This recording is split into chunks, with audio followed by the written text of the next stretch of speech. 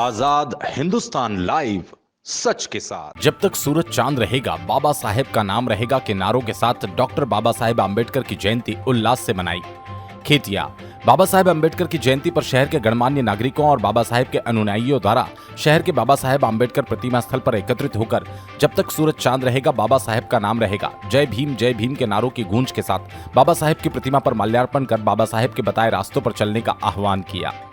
खेतिया शहर के अंबेडकर प्रतिमा स्थल पर आज सुबह बाबा साहेब के अनुयायी और नगर निरीक्षक पुलिस सुनीता मंडलोई, भाजपा नेता पंडित निकुम, भाजपा मंडल अध्यक्ष कमलेश राजपूत, नगर पत्रकार संघ के अध्यक्ष राजेश नाहर, सचिन चौहान, पार्षद देवा सोनिस, गोविंद चौधरी, रामचंद्र सोनिस, डॉक्टर हेमंत पाटिल, अप्पा जाधव, विनोद बाबा, संजय शिरोड़े सहित अन्य गणमान्यों की उपस्थिति में Paras Thackeray, Ashok Thackeray, Indvekar sir, PD Gawale, advocate Bhagwan Gawale, Manoj Thackeray, Gopal Thackeray, Pramod गवले, सुरेश इंदवेकर, जगदीश ठाकरे, श्रीमती नर्मदाबाई, श्रीमती रेशमबाई सहित उपस्थित महिला शक्ति और बच्चों ने बाबा साहेब की प्रतिमा पर माल्यार्पण कर बाबा साहेब की जय घोष की। इस दौरान हुई प्रार्थना सभा में शिक्षक संतोष पवार ने सभी को प्रार्थना कराते हुए बाबा साहेब के आदर्श पर चलने का संकल्प किया।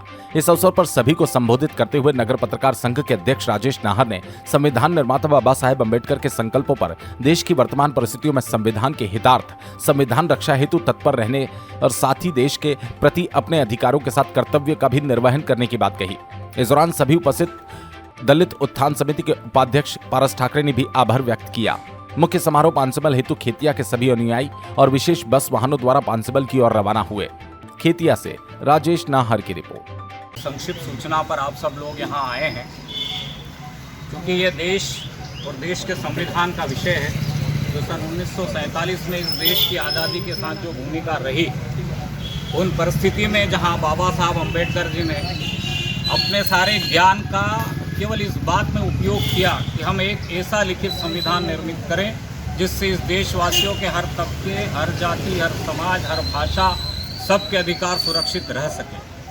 धीरे धीरे परिस्थितियाँ देश की आज़ादी के बाद कई बार सुधरी भी, कई बार बिगड़ी भी, लेकिन जब जब देश चला तो वो बाबा साहब अम्बेडकर के संविधान के आधार पर चला है।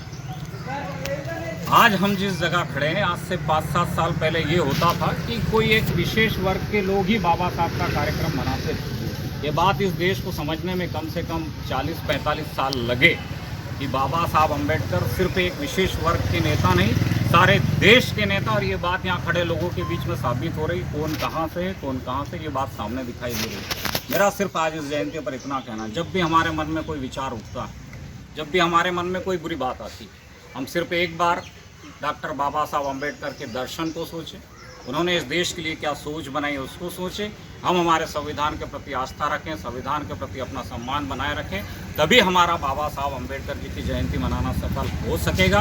अन्यथा बार बार आना, जयंती मनाना किसी काम का सार्थक नहीं होगा। हम सबका प्रयास होना चाहिए, हम देश के संविधान की रक्षा में जुटें, संविधान की रक्षा करें और संविधान में दिए गए न सिर्फ अधिकार वरन कर्तव्यों के पालन में भी आगे आएंगे। धन्यवाद। जय हिंद, जय भारत।